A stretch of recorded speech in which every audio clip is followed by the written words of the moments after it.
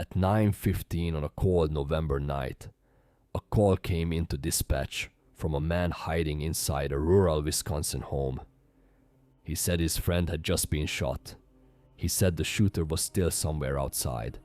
And then, while he was still on the phone, he saw the man coming toward the house. Moments later, more shots rang out. By the time deputies arrived, one man was dead, one man was wounded, and a quiet hunting property near Tigerton had become the scene of a crime that still leaves one question hanging in the air. Why would a longtime acquaintance suddenly turn a peaceful night of drinking and deer hunting talk into a deadly attack? Let me tell you the story of Brent Hofman, Rick Roundy, and the night that changed everything in the town of Germania. The discovery. On November 12th, 2025, 3 men were gathered in a detached garage on a rural property in Shawano County, Wisconsin. The setting was familiar. The men knew each other through hunting land in the area. According to the surviving witness, there had been no argument, no confrontation, and no obvious reason for alarm at the beginning of the evening. They were drinking whiskey. They were talking about deer hunting. It was the kind of conversation that could have taken place on countless quiet nights in rural Wisconsin. Rick Roundy was there. He was 67 years old. Another man, later identified in court documents as victim number 2, was also present. And so was 75-year-old Brent Hofman, a man the survivor described as somewhat strange, a bit of a hermit but someone they had known for years. The survivor would later tell investigators that Hofman had been drinking more heavily than the other 2 men. At some point during the evening, Hofman removed the handgun from his holster and placed it on the bar top inside the garage. According to the survivor, that moment did not appear aggressive at first. The man looked at the firearm. Nothing seemed to suggest what was about to happen. But then the mood changed. According to the criminal complaint, Hofman picked up the pistol and made a chilling statement. He said something to the effect of, "I hope you'll excuse me if I have to kill you guys." For a moment, it may have sounded unreal, the kind of sentence so strange that the brain struggles to understand it as a real threat. Rick Roundy reportedly walked toward Hofman and asked if he was okay. Then, according to the survivor, Hofman raised the pistol and began shooting. Rick fell to the floor of the garage. The surviving witness ran. The investigation. The survivor made it out of the garage and into the nearby residence.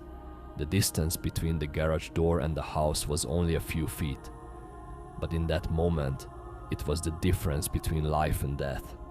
He locked himself inside, called 911, and armed himself with a .22 caliber firearm from the residence. On the call, he told dispatch that Brent had shot his friend with a pistol. He described Hofman as wearing a leather hat, having a beard, and being around 75 years old. He said Hofman had been talking strangely and saying he had to kill people. The survivor did not know if Rick was still alive. Then the danger moved closer. According to the account given to investigators, Hofman approached the south-facing door of the house and tried to get in. The survivor believed Hofman was coming to kill him too. Still on the phone with dispatch, he fired through the door area, shattering glass and striking Hofman. When Hofman appeared again in the broken doorway or window area a short time later, the survivor fired again. When deputies arrived, they found a chaotic but contained scene. One deputy observed a man in a cowboy-style hat using the side of the house for support. The man identified himself as Brent. He appeared injured, smelled of intoxicants, and was speaking with slurred speech. At moments he apologized.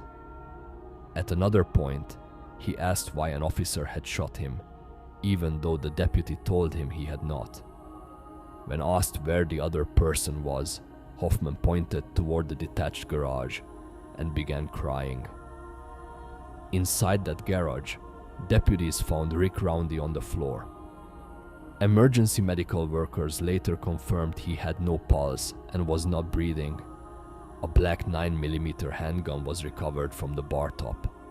Investigators also observed shell casings and signs that rounds had been fired inside the garage. Importantly, the garage did not appear to show signs of a struggle. Chairs were not overturned. The bar area was not in disarray. Loose items remained undisturbed. That detail mattered, because if there had been a fight, a confrontation, or some sudden physical threat, the scene might have shown it.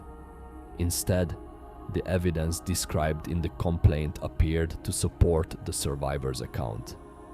A normal gathering had become violent without an obvious trigger. The breakthrough. After Hofman received medical attention, he was taken into custody. According to the complaint, while being transported and treated, he asked what had happened and whether his friends were okay. He consented to a blood draw. Later, when told he was being booked for homicide, he allegedly said, "I never hurt anybody." Investigators tried to interview him the next day. According to the complaint, Hofman requested a lawyer and said only that he remembered events up to his second alcoholic drink. That statement opened the door to one of the central questions in the case. Was this a crime driven by intoxication? Was there some mental health crisis? Was there some hidden conflict that has not yet been made public?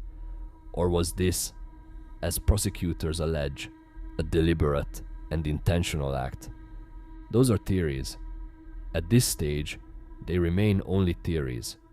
What is known is that Hofman was charged with first-degree intentional homicide in the death of Rick Roundy. He was also charged with attempted first-degree intentional homicide in connection with the surviving witness. Both charges include weapon-related enhancers, and the homicide charge also reflects that the victim was an older adult.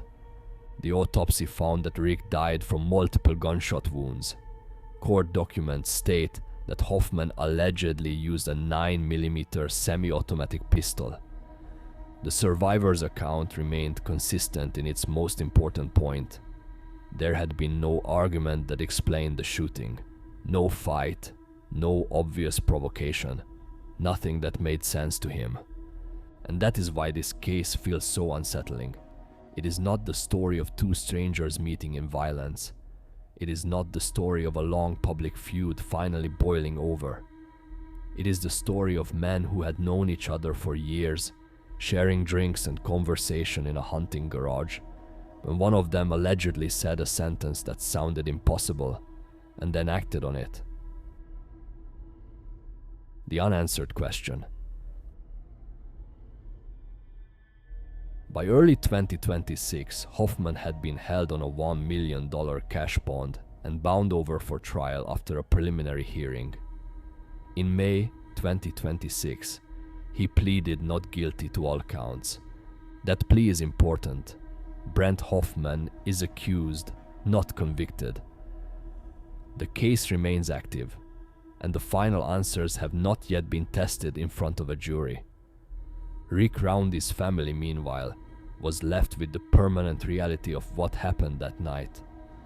A civil wrongful death lawsuit was also filed against Hofman, alleging willful and malicious conduct. But even with the criminal complaint, the 911 call summary, the survivor's statement, the recovered firearm and the charges, one question remains at the center of the story. What changed inside that garage? Was it alcohol lowering restraint until a violent thought became action? Was it a mental break? Was there a motive still hidden from public view? Or was it exactly as the survivor described it? A sudden, senseless attack that came without warning. For now, the public record does not provide a clear motive, and sometimes that is what makes a case feel even colder. Because the most frightening version of this story is not that there was a secret reason, it is that there may not have been one. A quiet night, a familiar place, 3 men talking about hunting, then one sentence, one decision, and a life that could never be returned.